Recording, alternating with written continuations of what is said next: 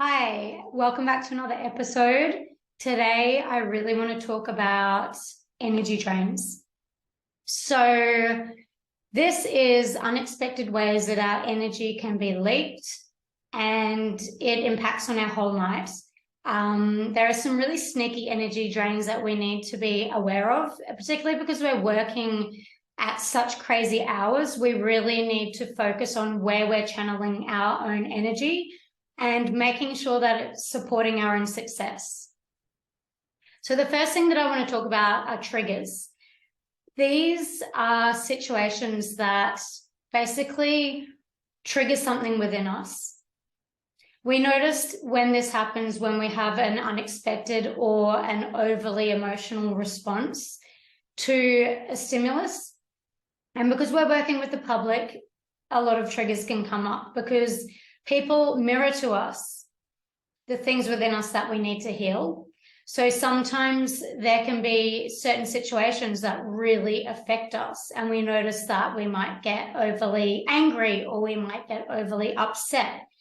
We might notice that we just suddenly feel so depleted that we need to just spend time on our own and basically retreat. And it can take a long while. And actually, it takes a lot of energy to get back out of a triggered response. So it takes a lot of energy when we are in a trigger, and then it takes a lot of energy to overcome that. And so one thing that I want to point out here is really noticing the difference in the club between what we're in control of and what we're not in control of. And one thing that we are in control of is our response to the surroundings. How we're choosing to respond. People can't make us do anything. We actually choose to tell ourselves what we want to tell ourselves or react in certain ways. And so if we notice we have a pattern of really getting, say, for example, frustrated at people, we are choosing to allow their behavior to frustrate us. Now, I know that this can sound a little counterintuitive or a little sort of bypassy, and I'm not talking about that. I'm talking about really owning our role in all of the interactions that we engage in and how we choose to respond to them. So we are always in control of what we choose to tell ourselves. We're always in control of our behavior.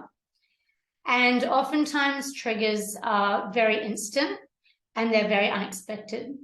So it's really a moment of observing what is going on and then choosing how we want to appropriately respond with our best interest at heart. So really starting to observe what are certain patterns, what are certain triggers that throw you off course, that have you feeling down or angry, and really starting to map out the patterns there. And so you can then take control and choose another way, choose a way that supports you. Because even though we are faced with a lot of challenging circumstances, it's very derailing when we buy into our trigger response and allow our energy to be sapped in that way. So really taking ownership of our role there. When I mentioned that triggers are a window into what we need to work on, oftentimes the things that trigger us about other people are things that we do ourselves. And so it is a really good beacon then to look at, okay, why is this triggering me? What was my role in this situation? Has this situation been an ongoing pattern for me? Why is it showing up in my reality over and over? And what can I do about that? Often when we're in a trigger response, we do something called regression, and we regress back to the mindset of an early version of ourselves. So say like a childhood response to a trigger. For example, if we're telling our customers something and they're just not listening, and we feel like we've repeated ourselves and we start to really feel the frustration and anger boil up, it could be possible that we are entering into a trigger response. And so with that, if you can take a moment to observe what's going on, what was the actual stimulus that triggered this? And then going back and looking at, okay, how has this been repeated in my life? Why am I reacting in this way? Is this really appropriate? Is this really supporting my success? So if with that example, we find, okay, this person's not listening to me. I've just said the same answer 3 times and they're still not listening. Now I'm feeling my blood boil and I'm getting really fucking pissed off. It could be a sign that this is something that has layers of meaning for you. And then you can look at, where in my life have I felt like I'm not being heard? Or where in my life are, my requests not being listened to? Where are they not being, taken seriously? Do I really need to fight in this situation like I've had to fight for it before? Or am I just regressing back to an old pattern that I'm so used to? I haven't yet worked out another way that I can respond. So triggers are a massive energy leak in the club, and it's our responsibility to identify what they are and search where they might be stemming from. What is the meaning here? What is under the response? A huge amount of energy can be tied up into our trigger responses. And when we start to do the inner work on these certain topics that come up for us, we liberate a huge amount of energy that would previously be used in a trigger response and getting back out of a trigger response. And we can then take back our own control and we can channel that energy into something that's going to be more useful, and it's going to help our outcome for the night after night. So that is a huge topic in itself. I really wanted to touch on to bring awareness to, and just invite, if this feels appropriate for you, to start observing what are the triggers, what do they mean, and take a moment to look more deeply at that. Another energy drain that, these are all linked actually, I'm going to list 4 here, 4 major energy drains, because we want to use our energy and our time as efficiently as possible whilst we're at work. So the second one that ties in is our mindset. So linking with the trigger topic, our mindset is a choice as well. So what are we choosing to tell ourselves? Is it empowering?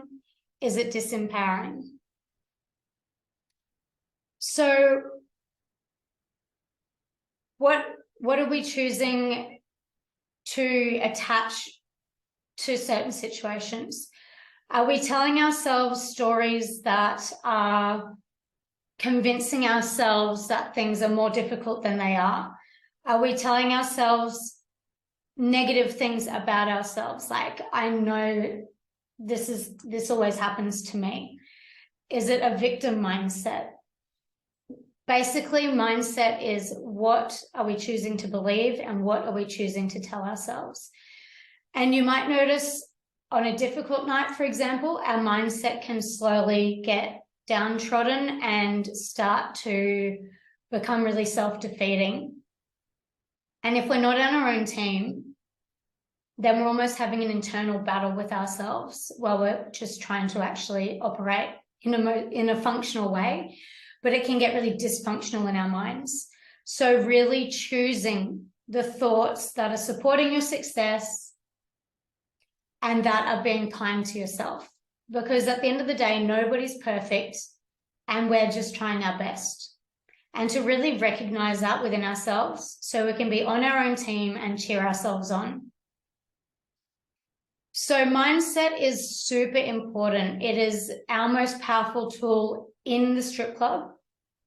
And it's something that really requires a lot of work in repetitively training ourselves to be on our own team and cheer ourselves on, to choose the thoughts that are empowering for us, to catch ourselves out when we're not doing that, and give ourselves a moment to say, hang on a second, let me try that again.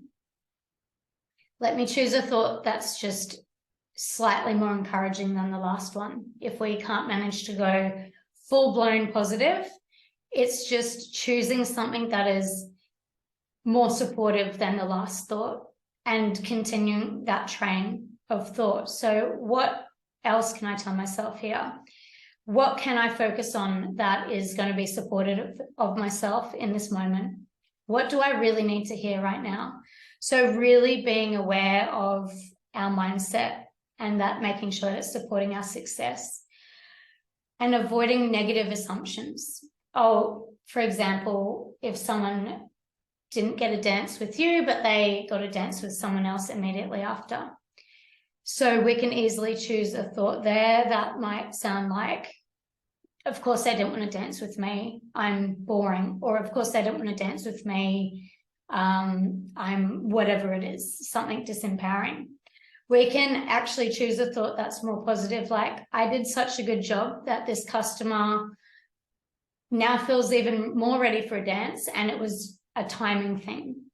We don't actually know why people do what they do, but there's no point beating ourselves up about other people's choices because we can't control that.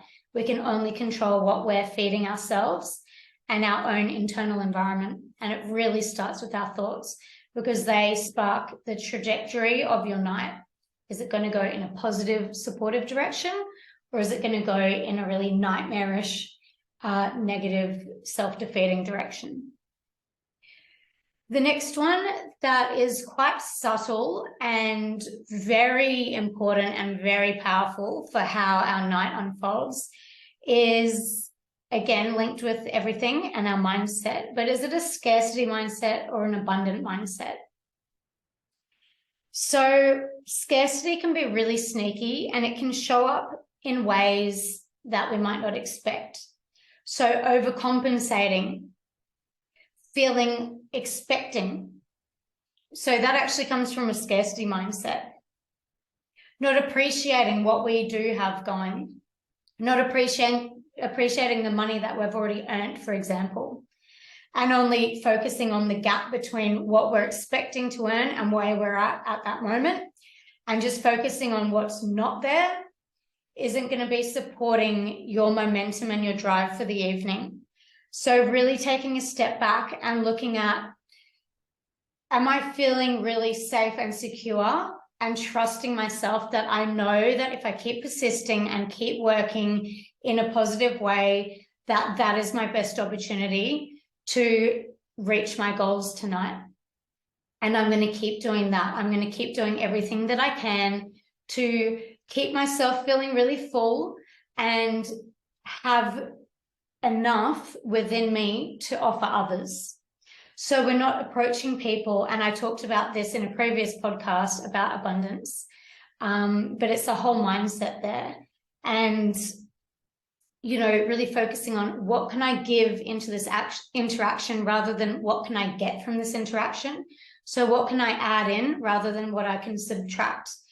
Coming from that place, it really helps to keep our energy full because, as I mentioned in the previous podcast, we're coming from a space of abundance. We're coming from a space of I am enough, I have enough, and I'm here to share an amazing time with you. And so that really brings that out of our customers as well. So really offering that up to begin with is a huge way that we can keep our energy levels full, and we add to others and others add to us, keeping it full. So our energy is not being leaked with that focus on what is not there, but always focusing on what is there, what opportunities are here, what have I already made tonight, what can I add into tonight to make sure that I can do even better. And so really having that self-trust and avoiding that scarcity mindset of I don't have enough yet and I need to make more. You can feel like you're a few steps behind always when you're in that mindset. You can feel like the night's getting ahead of you and you're just trying to catch up, and it can start feeling really frantic. And that's where you start to overcompensate and start to get a little bit more pushy and a little less patient. And all of these things just stem from that simple seed of having an abundant mindset over a scarcity mindset. So that's a really sneaky one that takes a lot of tweaks. It's something that I'm really big on, and we go into quite deeply in the Industry Academy. And also my one-on-one coaching is just really tweaking that mindset to be supportive of your highest success every single night. And also tying into that is gratitude. So gratitude is really powerful, and it is the antidote to really difficult nights. It is the antidote to a lack of patience. So yeah, just keeping all of those in mind is extremely important. And to just recognize that you're grateful for what is happening and that more opportunities will continue to unfold, provided that you keep, an open mind and a positive mindset, and you're backing yourself down to every single thought. And then finally, another really big energy drain in the club is comparison. So comparing ourselves to others is quite a dangerous game, and it doesn't often end well. In fact, it is another sort of little beacon towards coming from a scarce mindset, feeling the need to have external sort of meter sticks to grasp onto, to see, okay, how am I doing? It's sort of demonstrating to ourselves that we're not trusting ourselves, that we're not believing in ourselves, and that we're not believing that we are doing enough and that we are enough. So we're needing to outsource to the world around us. We're needing to keep tab on how other people are doing, because if they're not doing as well as us, we get a little kick that we're doing all right. We are okay. We get a little sort of boost of security. Oh no, things are okay. And then equally as often, if you're outsourcing and you start telling yourself that everyone else is doing really well and you're not, you can start to get into a negative spiral there. Essentially, when we're comparing ourselves to others, we're not fueling ourselves, we're fueling other people. It's very disempowering. We're not focusing on our own path and our job at hand. We're focusing on what others are doing. And it's a really slippery slope. So that is a huge energy drain if you're not focusing your energy and attention into the customer that's in front of you and into the job that you're doing, and all of the things that you can do in order to maximize your outcome with every single customer. Then you're simply not fueling your own dreams and your own success. You're fueling the world around you. And so really bringing your energy back to yourself and recognizing that if I'm outsourcing, if I'm feeling the need to compare myself, if I'm reaching for that external validation, then there's something lacking within, and that's what needs to be worked on. And so if we do notice our attention drifting outwardly to what others are doing, we simply need to just bring that attention back and remind ourselves that that is not benefiting ourselves in any way.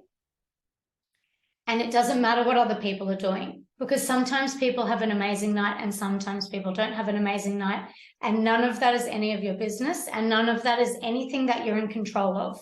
So bring the focus back, bring the energy back into all of the things that are right in front of you that you do have control of. So this topic about energy drains really does come back to focusing on what you're in control of, letting go of what you're not in control of, being on your own team, being aware of your thoughts, being aware of your triggers, being aware of where you're channeling your energy, and making sure that it is supporting you and your goals and your dreams. I hope that was helpful. If you are interested in the next round of the Industry Academy, we're starting really soon. It starts on the 1st of March. It's a 3-month high-level container with over 20 hours of content. You receive a really comprehensive workbook / journal. It covers mindset, confidence, amazing sales techniques. It's a group course. We have 6 live group calls with access for support between calls in the 3-month container. It's a beautiful community where we're all in there to support each other, to do our absolute best. And it has received amazing feedback. I can't wait for this next round. And if you're interested to join, I would love to have you in the Industry Academy.